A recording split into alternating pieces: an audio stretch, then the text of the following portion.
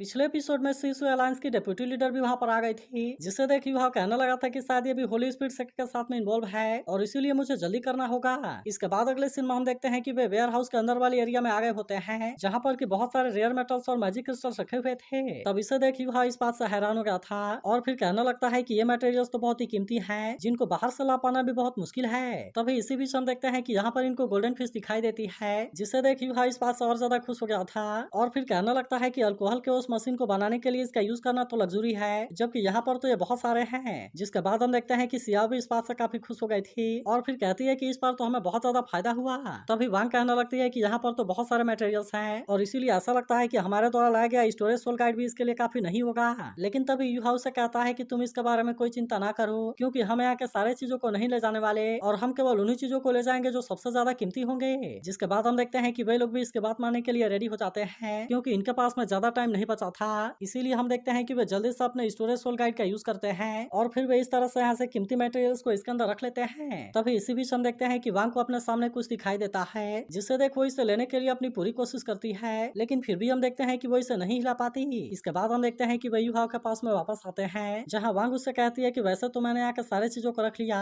लेकिन फिर मुझे सेल्फ के ऊपर एक अजीब सा डिवाइस दिखाई दिया, जिसे लेने के लिए मैंने अपनी पूरी कोशिश की, लेकिन फिर भी मैं उसे वहां से नहीं ले सकी। तभी सियाओ भी कहती है कि हाँ, मुझे भी ऐसी चीज मिली थी और मेरे साथ में भी ऐसा ही हुआ। तब इसके बारे में सुनकर युहा इनसे कहता है कि तुम इसके बारे में कोई चिंता ना करो और मैं चाहता हूँ कि तुम फिर से उसी लोकेशन पर जाओ और फिर मैं जैसा कहूँ तुम ऐसा करना। जिसके बाद हम देखते हैं कि वे इसकी बात मानने के लिए रेडी हो जाते हैं और वे फिर से उसी जगह पर चले गए थे। जिसके बाद युहा सबसे पहले इनसे लेफ्ट में घुमाने के लिए कहता है और फिर कहता है कि तुम इसे राइट में आधा घुमाओ। तब इसके बारे में सुनकर वे लोग बिल्कुल ऐसा ही करते हैं और अब इसके वजह से हम देखते हैं कि यहाँ पर एक और मैकेनिज्म एक्टिवेट हो गया था। जिसके बाद हम देखते हैं कि वे तीनों इस बात से काफी खुश हो जाते हैं और युहा से कहते हैं कि तुम तो अपने मेंटल पावर को बहुत ही फ्लेक्सिबल तरीके से यूज कर सकते हो। लेकिन तभी हम देखते हैं कि आगे वाले डोर का मैकेनिज्म बहुत ही हार्ड था, इसीलिए युहा भी इस बात से परेशान हो जाता है और कहने लगता है कि ये डोर तो असल में रेयर मेटल से बना हुआ है, जिसका वजह से मुझे इसे क्रैक करने में टाइम लगेगा। लेकिन तभी वांग शू कहती है कि तुम्हें इसके लिए परेशान होने की जरूरत नहीं है और मुझे एक बार इसे ट्राई करने दो। जिसके बाद हम देखते हैं कि युहा भी इसके लिए मान गया था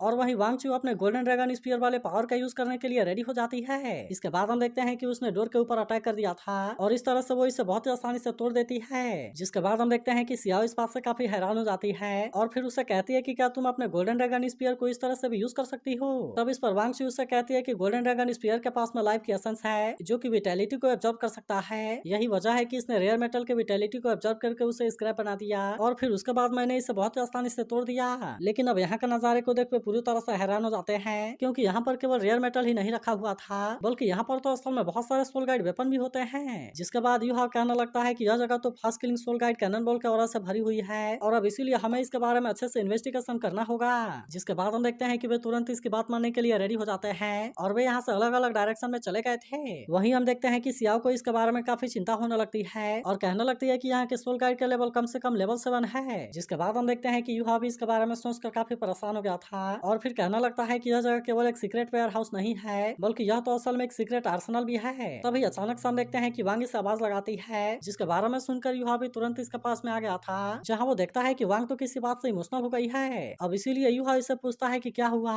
जिसे देखते ही युहा पहचान जाता है कि ये तो सोल आइलैंड एलिमेंटल बॉम्ब है, क्योंकि जब श्रेक सुपरवाइजरी की टीम मैसेंजर को पकड़ने के लिए गई थी तब वहाँ पर मैसेंजर ने इसी बॉम्ब का यूज किया था, जिसकी वजह से वे उसके सामने कुछ भी नहीं कर पाए थे और इसी की वजह से इनका एक साथी वहाँ पर मारा भी गया था। जिसके बाद हम देखते हैं कि युहा इस बात से काफी गुस्सा हो जाता है और कहने लगता है कि इसके वजह से श्रेक सुपरवाइजरी की टीम बहुत बुरे तरीके से डैमेज हुई थी और अब तो ऐसा लगता है कि इसके पीछे सनमून एम्पायर का ही हाथ है। तभी इसी बीच हम देखते हैं कि सियाओ भी यहाँ पर आ जाती है, जो कि यहाँ के नजारे को देख पूरी तरह से हैरान हो गई थी और उसे यकीन ही नहीं हो रहा था कि यहाँ पर इतना सारे सोल एलिमेंटल बॉम्ब हैं। तभी वांग कहने लगती है कि मैसेंजर के पास में जो सोल एलिमेंटल बॉम्ब था, तभी वांग कहने लगती है कि ये वाले सोल एलिमेंटल बॉम्ब तो उनसे ज्यादा एडवांस हैं और इसीलिए कहीं ऐसा तो नहीं कि उनके पास केवल टेस्ट वाला पीस था। लेकिन हम देखते हैं कि युहा इस पर कुछ भी नहीं बोलता। तभी सियाओ कहने लगती है कि इस तरह का सोल एलिमेंटल बॉम्ब के ऊपर तो बैन है, लेकिन इसके बाद भी सनमून एम्पायर ने इतना सारा रखा हुआ है और इसीलिए कहीं ऐसा तो नहीं कि वे सच में वॉर को शुरू करना चाहते हैं। वहीं दूसरी तरफ हम देखते हैं कि मास्टर सुआन और बुशी अभी भी सियाओ के साथ में फाइट कर रहे थे, जहां इनमें से कोई भी किसी के सामने हार मानने वाला नहीं होता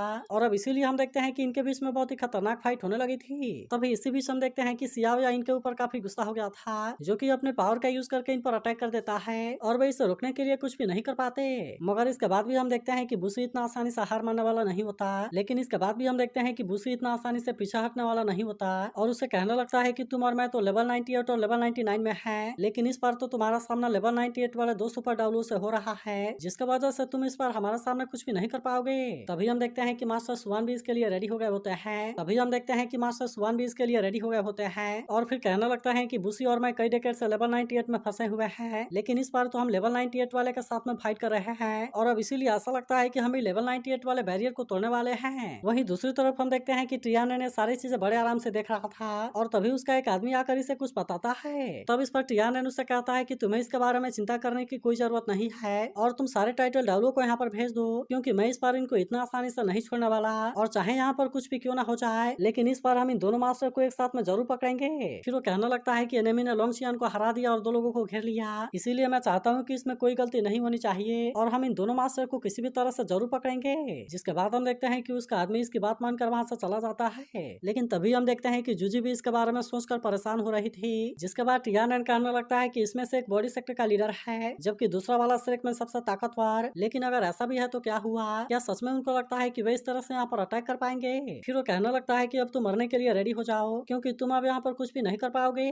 तभी हम देखते हैं कि टियानन के बाकी लोग भी अटैक करने के लिए आने लगे थे, जिसे देख बुशी के लोग भी इसके लिए रेडी हो जाते हैं और फिर हम देखते हैं कि वे भी इनका सामना करने के लिए रेडी हो गए थे। जिसके बाद हम देखते हैं कि टीचर जामा भी टियानन के लोगों का सामना करने के लिए रेडी हो गई थी, जबकि वहीं प्रिंसेस जोई भी अब इसके बारे में कोई देरी नहीं करती और वो भी अपने लोगों के साथ में इनका सामना करने के लिए रेडी होती है। तभी हम देखते हैं कि जूजी ने भी इन सारी चीजों को देख लिया था और वो इस बात से काफी परेशान हो जाती है, मगर तभी हम देखते हैं कि वेनार और राउटियान भी यहाँ पर आ गए होते हैं और वे भी अपने पावर का यूज करके अटैक करना शुरू कर देते हैं। तभी इसी बीच हम देखते हैं कि जूजी सिग्नल भेजने के लिए कोशिश करती है, लेकिन वे लोग इससे इसमें कामयाब नहीं होने देते और हम देखते हैं कि इन्होंने अपने पावर का यूज करके इसे रोक दिया था। तभी इसी बीच हम देखते हैं कि सीसी भी यहाँ पर आ गई थी, जो कि अपने पावर का यूज करके टियानन को मारना चाहती है। तब इसे देख जूजी इसे रोकने के लिए बॉम्ब से अटैक करती है, लेकिन हम देखते हैं कि सीसी ने इसे बहुत आसानी से रोक लिया था और फिर वो टियानन के ऊपर अटैक करने के लिए आ जाती है, लेकिन हम देखते हैं कि टियानन ने भी अपने पावर का यूज करके इसे बहुत ही आसानी से रोक लिया था और इसीलिए वो इसका कुछ भी नहीं कर पाती। लेकिन इसके बाद हम देखते हैं कि वो इसे अटैक करने के लिए कोई चांस नहीं देता और उसने इसका सामना करने के लिए सुइचन को बुला लिया था। जिसके बाद हम देखते हैं कि सीसी सुइचन के सामने कुछ भी नहीं कर पाती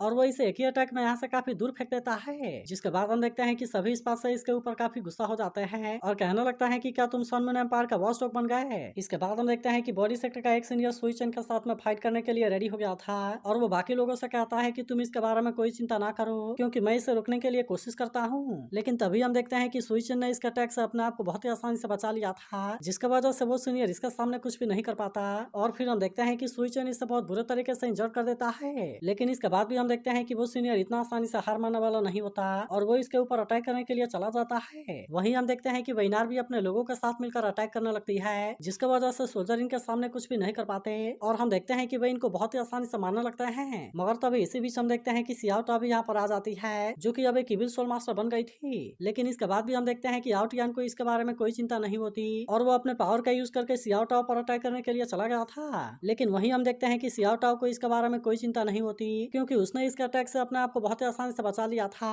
और इसीलिए आउटियान इसका कुछ भी नहीं कर पाता। मगर इसके बाद भी हम देखते हैं कि आउटियान इतना आसानी से हार मानने वाला नहीं होता और वो इस पर अटैक करके इसे काफी दूर फेंक देता है। जिसके बाद हम देखते हैं कि सियाओटाओ इस बात से काफी गुस्सा हो जाती है, इसीलिए उसने अपने blood flame piercing the cloud वाले पावर को एक्टिवेट कर लिया था और फिर हम देखते हैं कि वो इसका यूज करके अटैक करना शुरू कर देती है। लेकिन वहीं उधर हम देखते हैं कि आउटियान भी इतना आसानी से इसका सामने हार मानने वाला नहीं होता, इसीलिए वो भी अपने क्रेजी गॉड किलर वाले पावर को एक्टिवेट कर लेता है और फिर हम देखते हैं कि वो इसका यूज करके सियाओटाओ का सामना करने के लिए चला गया था। लेकिन इस बार हम देखते हैं कि वो सियाओटाओ के पावर के सामने कुछ भी नहीं कर पाता और इसीलिए सियाओटाओ अपने पावर से उसे काफी दूर फेंक देती है। वहीं दूसरी तरफ हम देखते हैं कि सुइचन भी अपने पावर का यूज करके लोगों को बहुत ही आसानी से मार रहा था। तभी इसी बीच हम देखते हैं कि सियाओटाओ अपने ब्लैक रॉक डिस्ट्रक्शन वाले पावर को एक्टिवेट कर लेती है और फिर वो इसका यूज करके अटैक करना शुरू कर देती है, जिसके वजह से हम देखते हैं कि वे इसके अटैक को रोकने के लिए कुछ भी नहीं कर पाते और आखिरकार वे इस तरह से इसमें मारे जाते हैं। जिसके बाद हम देखते हैं कि जुई भी इसके पावर को देख हैरान हो गई थी और फिर कहने लगती है कि ये तो सच में काफी खतरनाक है। लेकिन इसके बाद भी हम देखते हैं कि वैनार इतना आसानी से हार मानने वाली नहीं होती